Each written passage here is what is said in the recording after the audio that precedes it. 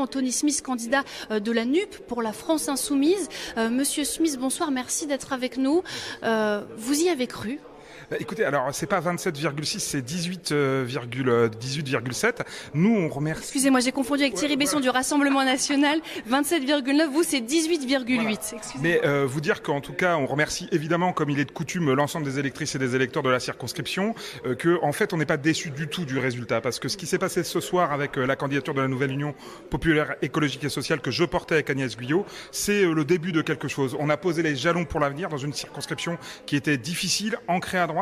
Et réellement, ce que nous avons fait aujourd'hui, c'est plutôt une démonstration avec une abstention très élevée qui devrait interpeller tout le monde, notamment toute la classe politique, parce qu'aujourd'hui, un grand nombre de citoyennes et de citoyens ne se sont pas déplacés, n'ont pas fait le choix. C'est la question démocratique qui est aussi interrogée dans cette élection. En tout cas, pour ce qui est de la nouvelle Union populaire, écologique et sociale, nous, on va continuer, c'est-à-dire qu'on ne s'arrête pas ce soir, on continuera demain, après-demain, on va continuer à mobiliser, à reprendre le travail militant dans les quartiers, parce qu'il y en a besoin à gauche pour le progrès social et pour une rupture écologique et sociale qu'on portait dans cette campagne.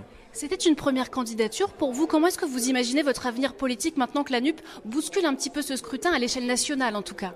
Ah bien moi, je serai demain au travail. Moi, je suis un salarié, un travailleur à l'inspection du travail. Maintenant, on va regarder nationalement les résultats et on va être là où on peut être utile. Par exemple, dans la première et deuxième circonscription de la Marne, où nos camarades sont qualifiés pour le second tour. Et puis partout ailleurs, parce qu'effectivement, il s'est passé quelque chose ce soir avec nationalement le résultat de la nouvelle Union populaire, écologique et sociale. Et il faut que la semaine prochaine, les abstentionnistes se mobilisent, que tout le monde aille là où les candidats de la NUP se trouvent pour pouvoir effectivement obtenir une majorité à l'Assemblée et éviter 5 ans de politique de régression sociale, éviter la retraite à 65 ans, éviter tout cela.